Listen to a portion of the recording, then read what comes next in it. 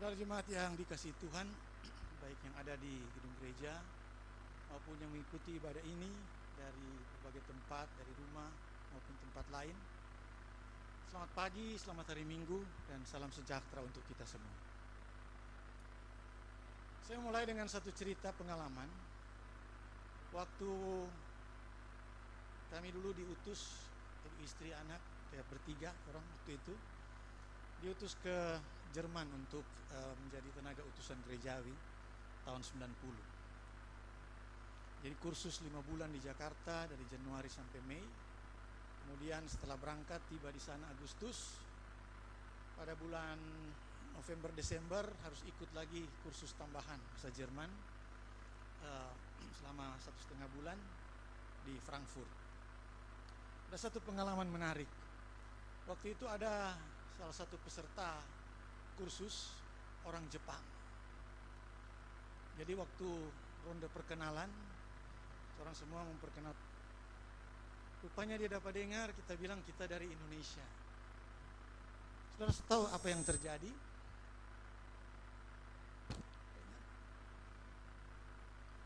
Waktu dia tahu kita dari Indonesia, jam istirahat, dia datang mendekat. Apa yang dia backing? Dia bilang, kita dengar tadi Anda berasal dari Indonesia. Dia langsung bersikap begini, dia membungkuk. Kita meminta maaf atas nama bangsa, atas segala perbuatan kita nenek moyang terhadap saudara dan bangsa saudara. Kaget kita.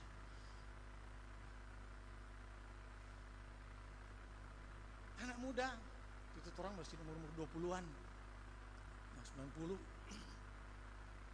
Nak aku kenal, tahu siapa kita juga tahu dia siapa. Tapi tiba-tiba ketika dia dengar nama Indonesia, dia langsung datang dan dengan membungkuk minta maaf. Minta maaf sesuatu yang bukan dia ada backing. Minta maaf sesuatu yang dia tahu apa. Dia juga cuma dengar dari cerita. Minta maaf pak orang yang dia nak kenal, yang juga dia tahu pengalamannya apa. Tapi ada satu kewajiban mungkin moral yang ada dalam dirinya untuk mengetahui apa yang terjadi di masa lalu dalam sejarah, sehingga dia sadar bahwa apa yang diperbuat oleh nenek moyangnya itu adalah sesuatu yang dia juga turut bertanggung jawab. Saudara-saudara, tindakan orang muda Jepang ini terhadap kita berdiri waktu itu sempat membuat kita bertanya, pendidikan macam apa yang lelaki muda ini dah dapat di tengah-tengah keluarga? Cerita macam apa yang begitu tertanam dalam DP diri sehingga dia menyadari dimanapun dia pergi, dia terus membawa tradisi dan sejarah bangsanya, dan dimanapun dia berada, dia turut bertanggung jawab atas perbuatan-perbuatan yang tidak baik yang dilakukan oleh nenek moyangnya di dalam sejarah. Pendidikan macam apa yang boleh memberikan dan meninggalkan kesan seperti itu? Cerita kedua, waktu tahun 2016 pulang dari, atau putar dulu, waktu masih di Sri Lanka, kami sempat hidup di Sri Lanka 3 tahun. Satu kali Audrey dan kita cari makan, orang pergi di pinggir pantai, ada jual sap gitu, roti panjang yang pakai steak di dalam, enak sekali. Begitu orang masuk, banyak sekali anak muda, anak-anak SMA mungkin, udah duduk di dalam restoran itu, full itu restoran. Tapi ada satu kursi yang agak di pinggir, orang bilang orang di situ juga. Orang lupa malam itu ada pertandingan kriket internasional final antara Sri Lanka lawan Pakistan. Kalau di orang ini badminton yang DP olahraga nasional atau sepak bola. Kalau di Sri Lanka itu kriket. Dan yang kita mau cerita kejadian. Orang dua duduk begini, dikelilingi oleh anak muda semua. Lalu tiba-tiba memulai itu ibadah, pertandingan lagu kebangsaan. Ini anak muda tidak ada yang perintah, semua satu restoran berdiri menyanyi lagu kebangsaan. Orang dua rupa orang aneh di tengah-tengah orang-orang ini, orang duduk baku haga, diam-diam coba gini, orang menyanyi lagu kebangsaan. Pulang di sini tahun 2016, saya diundang hadir di acara waktu itu pelantikan wali kota, beberapa wali kota, antara lain wali kota Tomohon di Geraha Gubernuran. Dan sebagaimana upacara nasional selalu diawali dengan menyanyi lagu kebangsaan Indonesia Raya. Otomatis, karena orang di luar negeri tak biasa, kalau lama di luar negeri, itu lagu kebangsaan menjadi satu simbol identitas. Di mana orang pergi, kalau orang Indonesia ke acara, baku apa, menyanyi Indonesia Raya di tanah orang, memang dapat rasa sampai di sum-sum itu lagu itu. Sampai di sini apa yang terjadi? Sementara sudah siap menyanyi ini, ibu-ibu semua bawa foto, ribut sekali itu orang. Cuma orang yang ikut upacara di tengah yang bersiap dan menyanyi Indonesia Raya, dan kita tuh bogo-bogo di pinggir situ dan turut begini, bersiap juga menyanyi Indonesia Raya dengan kebanggaan. Keadaan-keadaan yang berbeda. Orang tanya, siapa tuh anak-anak muda di sana begitu bangga? Yang ada yang perintah, tiba-tiba otomatis orang berdiri. Orang di sini lain sekali itu suasana. Lagu kebangsaan itu, sementara ada lagu kebangsaan, orang berjalan kemana-mana. Dua cerita yang sebenarnya berkaitan dengan trompet tema hari ini. Pendidikan, pengajaran. Apa yang diajarkan, apa yang diberikan, apa yang dididik, dan bagaimana dia tertanam dan berbuah di tengah-tengah kehidupan. Bagi orang Israel, pusat dari ajaran mereka adalah apa yang dikenal, yang orang baca dalam ayat 4, Shema Israel, Adonai Elohim, Adonai Echad. Itu tuh Shema Israel. Dengarlah hai Israel, Tuhan itu Allah kita, Tuhan itu satu-satunya. Atau kalau pakai bahasa Indonesia yang terjemahannya, Allah itu, Tuhan itu esa. Cuma karena orang Israel, orang Yahudi sekarang, orang tidak bisa menyebut nama Tuhan yang terdiri dari cuma 4 huruf, YH, WH. Oleh karena itu ketika nama ini muncul, kalau 4 huruf ini muncul, maka mereka akan mengucapkan satu kata hormat lain, yaitu Adonai. Adonai artinya Tuanku atau Tuhan, tapi dalam bentuk yang lebih halus, karena mereka dilarang menurut hukum agama jangan menyebut nama Tuhan dengan sia-sia. Jadi setiap kali orang sebut Adonai Elohim, Adonai Echad, Tuhan itu Allah kita, Tuhan itu satu-satunya. Artinya cuma ada satu, Adonai. Dan kalau orang Israel dengar Shema Israel, itu selalu harus dikasandingkan dengan respons. Respons yaitu, kasihilah Tuhan Allahmu dengan segenap, apa? Pertama, hatimu, jiwamu, dan kekuatanmu. 3 kata penting ini.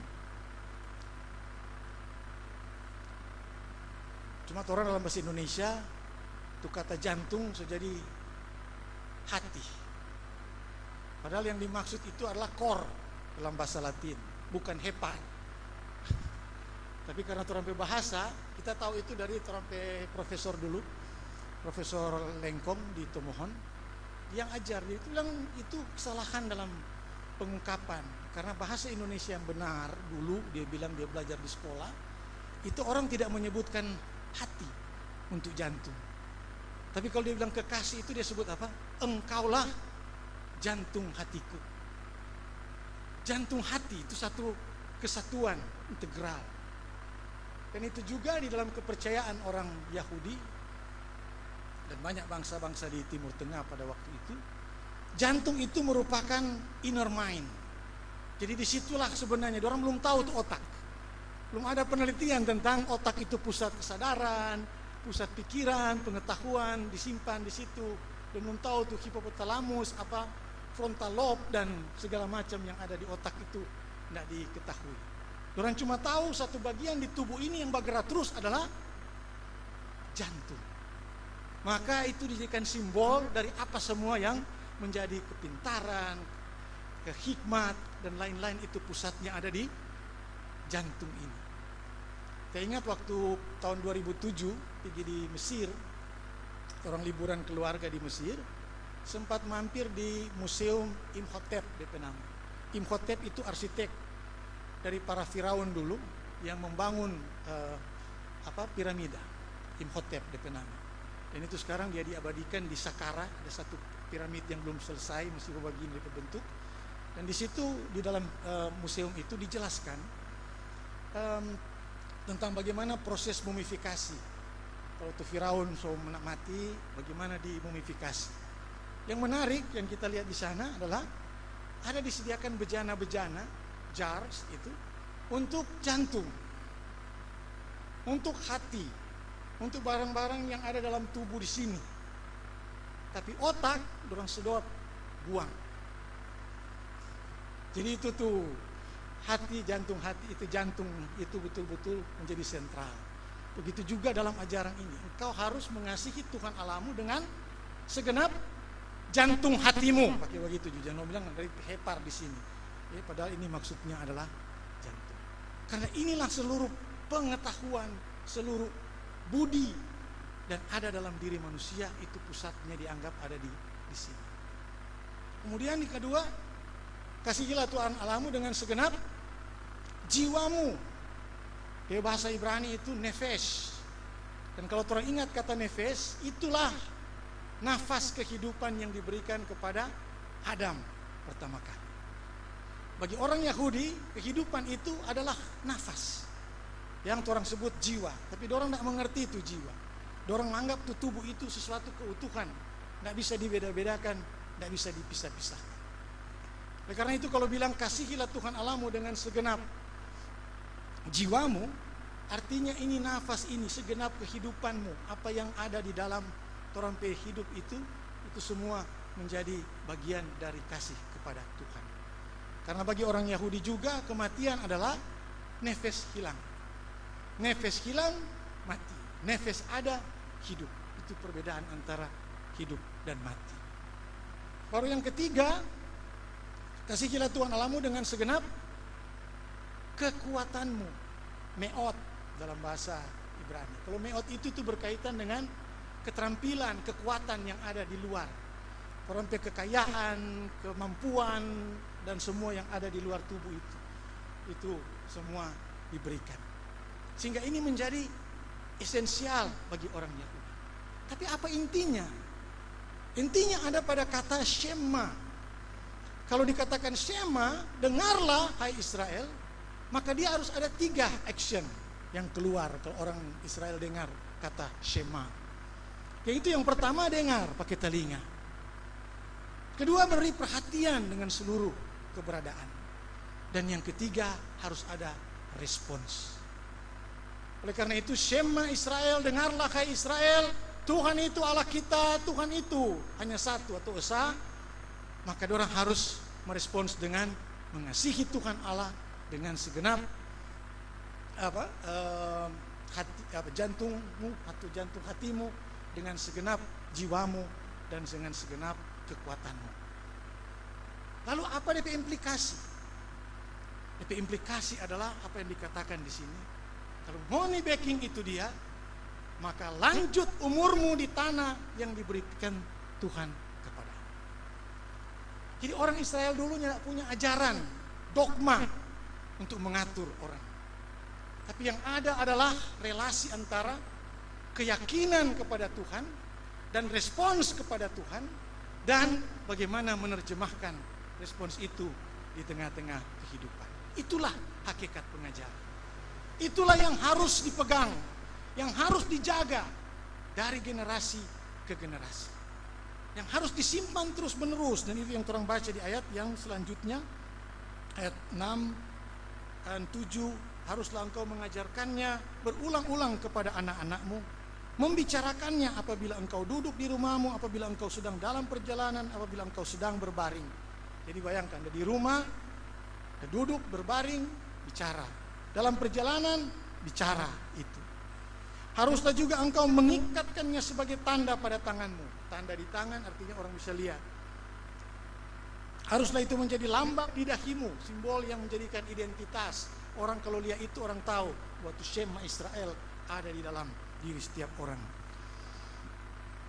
Dan haruslah engkau menuliskannya pada tiang pintu rumahmu, di rumah pribadi, dan pada pintu gerbangmu di muka kota, di mana tanpa orang baku datang. Karena apa? Itu penting. Karena itu yang dijelaskan pada ayat 10 sampai dengan 15. Karena satu waktu orang bisa lupa. Atau pengajaran itu walaupun sudah diberikan, satu waktu orang bisa lupa. Dan kalau orang lupa, apa yang bahaya di situ? Orang selupa bahwa Tuhan yang menjaga orang kehidupan, membebaskan orang dari tanah perbudakan, memberikan orang kota-kota yang orang tidak bangun, memberikan isi rumah yang mereka orang cari, memberikan segala sesuatu yang orang hidup, memberikan orang kehidupan. Dan kalau dilupakan semua itu, maka apa yang terjadi? Maka mereka melupakan Tuhan. Dan itu yang dijelaskan dalam ayat 15. Sebab Tuhan Allahmu adalah Allah yang cemburu di tengah-tengahmu, supaya jangan bangkit murka Tuhan Allahmu terhadap engkau, sehingga ia memusnahkan engkau dari muka bumi. Saudara-saudara yang dikasihi Tuhan, bagi orang Israel yang paling penting adalah bahwa Shema Israel itu, ajaran tentang dengarlah hai orang Israel tentang Tuhan, itu harus menjelma dalam kehidupan. Jadi bagaimana cara mengajarkannya? Cara mengajarkannya adalah mulai dari ayat 20. Apabila di kemudian hari anakmu bertanya kepadamu, apakah peringatan, ketetapan dan peraturan itu yang diperintahkan kepadamu oleh Tuhan Allah kita? Maka haruslah engkau menjawab anakmu itu. Bukan dijawab dengan teori, bukan dijawab dengan dogma, ajaran, etika dan lain-lain, tapi dijawab dengan cerita sejarah. Ingat, torang dulu ini budak. Torang dulu ini budak. Tapi Tuhan dengan tangannya yang kuat membebaskan torang dari perbudakan dan memberikan negeri yang Tuhan janjikan. Dan selalu mesti ingat bahwa itu sejarah itu adalah Tuhan yang bekerja lewat Allah. Dia disebut Allah Abraham, Ishak dan Yakub. Dan semua ini diajarkan untuk apa? Untuk tadi, melawan lupa, tapi juga untuk memberikan satu simbol identitas bahwa dimanapun orang Yahudi itu berada, orang tidak akan lupa bahwa siapa orang berdiri dan siapa orang sampai di situ, siapa orang tiba pada hari ini, siapa orang masih ada, siapa orang masih boleh hidup, siapa orang masih boleh berbuat, siapa orang masih diperlukan di tengah-tengah kehidupan ini. Itu tuh identitas yang didapatkan. Makanya ini yang dipelihara, dan sampai sekarang orang tahu. Mungkin ini satu bangsa yang orang Yahudi, ada satu Rabi Jonathan Sachs, dia bilang, coba perhatikan dalam sejarah. Semua bangsa yang pernah menindas orang Yahudi di masa lalu, so habis. Asyur, Babel, Mesir, apalagi yang lain, semua punah. Tapi orang Yahudi tetap bertahan. Karena apa? Karena orang punya satu model untuk mempertahankan, menjaga orang identitas. Dan orang tahu sampai sekarang ini bangsa yang sangat kecil. Bangsa yang sangat kecil. Tapi ini adalah penerima hadiah Nobel terbanyak di dunia. Penerima hadiah Nobel dalam ilmu pengetahuan, orang itu paling maju. Dalam dunia pendidikan, orang paling maju. Karena apa? Karena setiap orang Yahudi itu dididik untuk menjadi pengajar dan harus terus belajar. Cuma juga kemarin itu orang-orang hebat, atau orang tidak dapat orang-orang Yahudi. Einstein, apalagi Marx, apalagi orang kenal orang-orang yang memberikan dunia ini, ilmu pengetahuan yang kemudian mengarahkan kemana-mana. Lewat apa? Lewat dunia pendidikan. Dan yang paling penting yang orang belajar dari dorang adalah bahwa itu tadi, bahwa dari mendengar orang mempunyai respons, dan dari respons orang mempunyai perhatian, dan dari perhatian memberikan respons, dan respons itu adalah buah-buah kehidupan yang dilakukan dengan sikap yang sangat baik. Saudara-saudara, kalau orang dengar seperti itu kemudian sekarang bertanya, bagaimana dengan orang keadaan? Apa orang masih punya sebagai gereja identitas saat ini? Apakah orang masih punya sejarah bersama di mana orang boleh bagi? Dulu orang begini, sekarang orang bersama-sama sudah keluar dari situ. Sebagai bangsa Indonesia orang punya cerita bersama. Itu cerita-cerita perjuangan yang membawa orang hidup seperti sekarang ini sebagai satu bangsa dan majemuk. Tapi sekarang sebagai gereja, orang lihat orang pe dunia pendidikan, orang pe dunia pengajaran yang ada saat ini. Apa yang orang bisa banggakan sebagai identitas? Maaf saja, orang lihat di dalam orang pe gereja ini bahwa banyak nilai yang kemudian merosot, banyak nilai yang kemudian berubah karena perkembangan zaman. Orang bicara tentang integritas kehidupan, tapi di mana-mana kebenaran itu semulai relatif. Kebenaran itu semulai relatif karena apa? Karena orang tidak lagi teguh berpendirian pada kebenaran. Orang so gampang berdusta, dan dusta tidak mempunyai implikasi lagi apa-apa terhadap kehidupan moral seseorang. Kedua, budaya jalan pintas sudah menguasai orang kehidupan bahkan di gereja. Semua mau jadi cepat kaya, cepat selesai, cepat sukses. Akhirnya melahirkan orang-orang yang pembajilat, orang-orang yang pembasogok, orang-orang yang tidak lagi mempunyai integritas diri. Bahkan di dunia pendidikan sekalipun, so nak belajar betul, yang penting dah doi bayar joki jo, nanti joki tulis akang untuk tesis. Tidak perlu lagi backing bye-bye, sudah ada koneksi, pakai koneksi saja. Tidak perlu lewati dari proses yang sesungguhnya, potong jalan. Yang penting dah doi, yang penting ada kekuasaan. Boleh jadi. Dan sungguh menyedihkan ketika itu terjadi di dalam orang gereja. Ketika hal-hal seperti itu, orang tidak lagi mementingkan kualitas, tapi hanya mementingkan formalitas. Yang penting so backing, yang penting so jadi.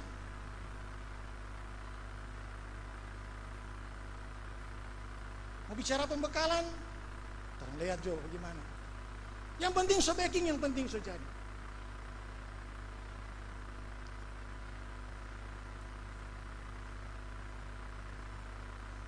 Bahkan di dalam terompet pendidikan, dunia pendidikan saat ini orang keluhkan banyak orang yang lulus. Sekarang sudah tidak ada orang tidak lulus. Sekarang semua lulus, semua boleh. Uji kualitas nanti coba, nanti dalam pekerjaan, nanti kemudian nanti orang lihat uji kualitas. Karena kalau tidak ada yang tidak lulus, itu universitas di perguruan tinggi juga akan merasa tak kurang orang akreditasi. Masa ada yang tidak lulus dan seterusnya. Sehingga pertanyaan-pertanyaan tentang mutu, tentang kualitas, kalau orang lihat masyarakat rupa itu tadi orang Jepang, orang lihat ke bangsa Jepangnya, kok orang bisa hebat, tapi juga bisa merendahkan diri untuk meminta maaf pada sesuatu yang orangnya tidak buat dalam sejarah. Orang di mana saat ini sebagai orang-orang percaya? Orang di mana sebagai gereja?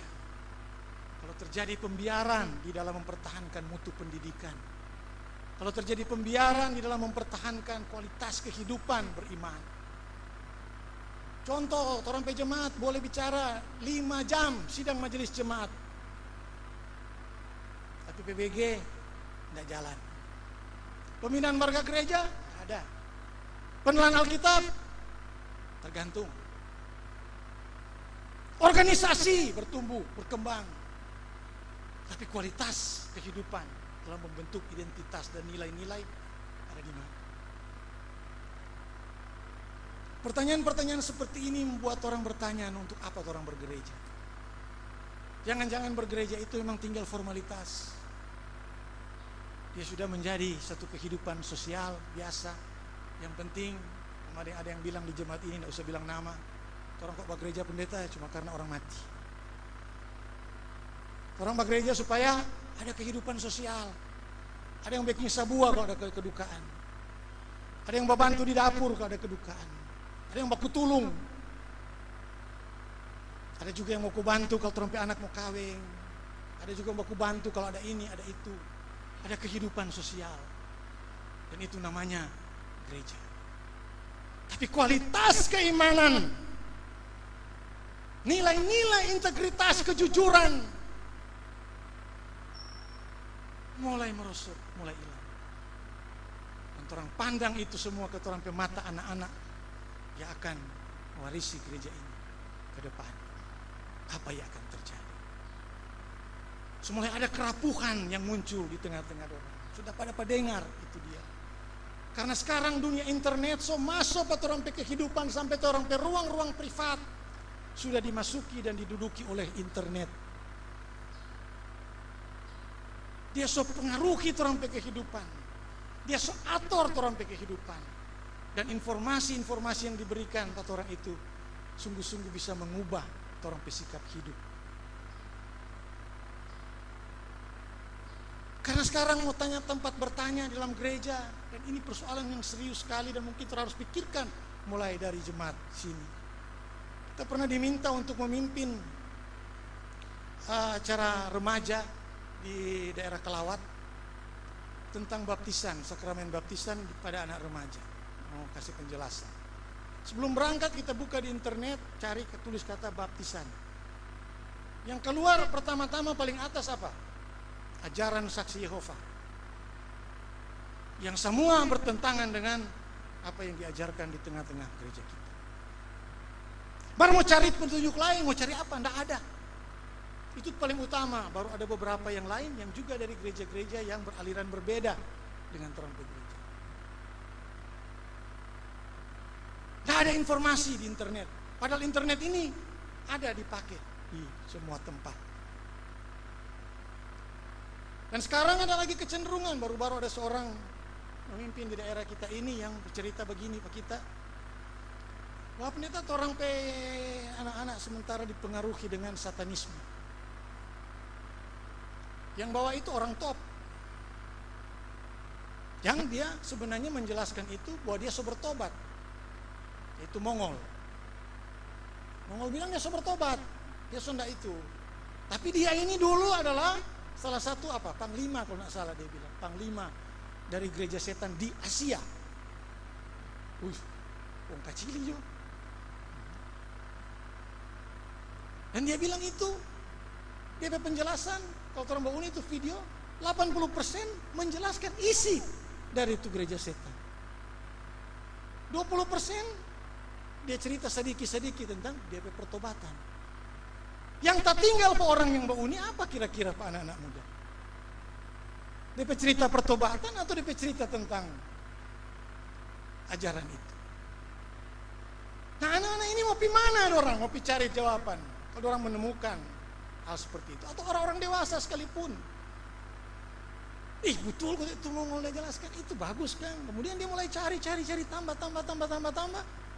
Dan bertemu dengan buku-buku atau dengan penjelasan-penjelasan lain. Sementara dari gereja sendiri, dari orang sendiri nggak waktu saling terbuka, sampai kebutuhan dan mencoba berusaha menjawab tantangan-tantangan itu, maka apa yang akan terjadi? Dia akan hadir di gereja, akan hadir, tetap akan beri persembahan, akan terus beri persembahan. Tapi di dalam dirinya, pandangan hidupnya sudah berubah. Dan itu orang tidak bisa deteksi, orang tidak bisa lihat. Karena ketika kembali ke kamar masing-masing, semua sibuk dengan dunianya. Itu yang ada nama seorang sosiolog Amerika Tucker bilang, alone together. Semua ada rame-rame, mari sibuk sendiri-sendiri. Itulah orang dunia sekarang. Karena apa? Karena ini pengajaran tidak mempunyai jawaban. Jadi perlu diantisipasi. Sebelum orang melihat 10 tahun depan, ini di sini tapi bikin di atas, orang lihat nih gereja ini, siapa lagi yang masih akan duduk di sini dari orang pe anak-anak kalau itu tidak dipersiapkan. Karena dunia internet menawarkan begitu banyak informasi, sementara orang hanya sibuk dengan urusan-urusan yang berkaitan dengan organisasi, dengan persembahan, dengan BAP, dengan lain-lain dan seterusnya. Tapi di mana BPIS? Dan bagi Pelsus juga itu penting sekali.